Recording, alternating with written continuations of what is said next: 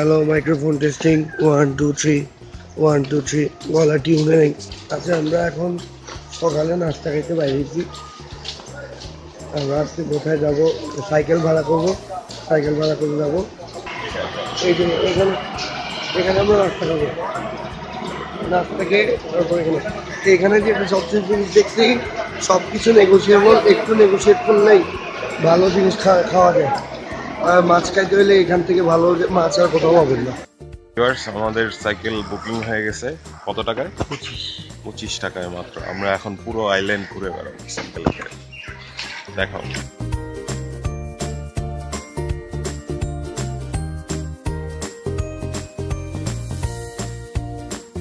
Cycle চালাতে একটা রিসোর্টের মতো এরিয়ায় চলে আসলাম।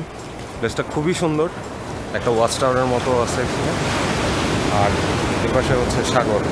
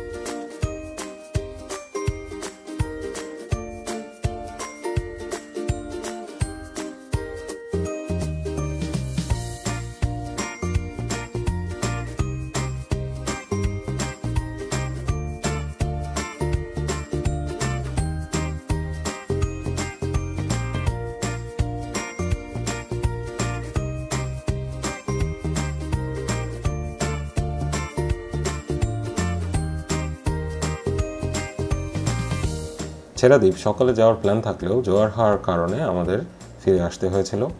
ঠিক কোন টাইমটাতে সাইকেল নিয়ে ছেড়াদ্বীপ যাওয়া যাবে সেটা লোকাল মানুষদের কাছ থেকে শিওর হয়ে রওনা দেওয়া ভালো।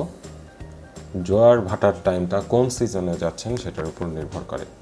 ছেড়াদ্বীপ যাওয়ার রাস্তা ভাটার সময় খুব অল্প সময়ের জন্য যাওয়ার উপযোগী হয়ে থাকে। আমাদের সময় যেটা ছিল 12টা থেকে 4টা। ঠিকমতো টাইম শিডিউল না মানলে ওখানে গিয়ে আটকা পড়ার চান্স থাকে।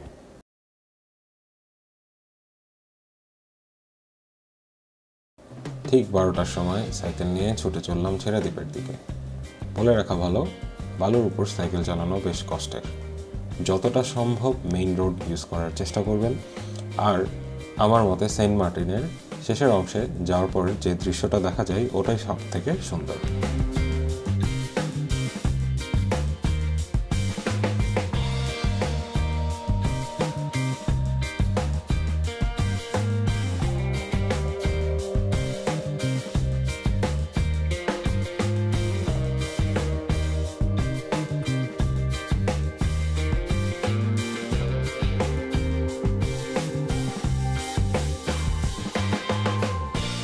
দর্শক, অবশেষে আমরা পৌঁছে গেছি ছেড়াদ্বীপে। দেখুন একটু চারপাশ।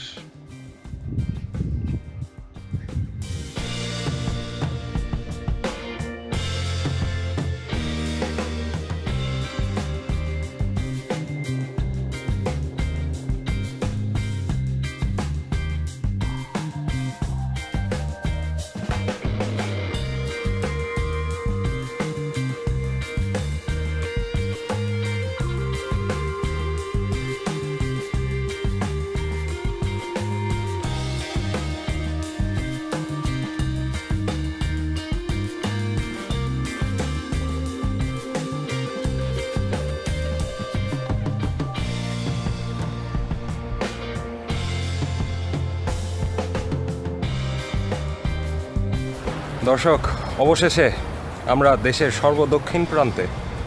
দেখুন একটু চারপাশ।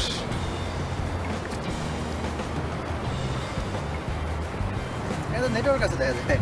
হ্যাঁ, সবচেয়ে মজার বিষয় হচ্ছে এখানে ফোনের নেটওয়ার্ক পাওয়া যায় আর কি। GP network.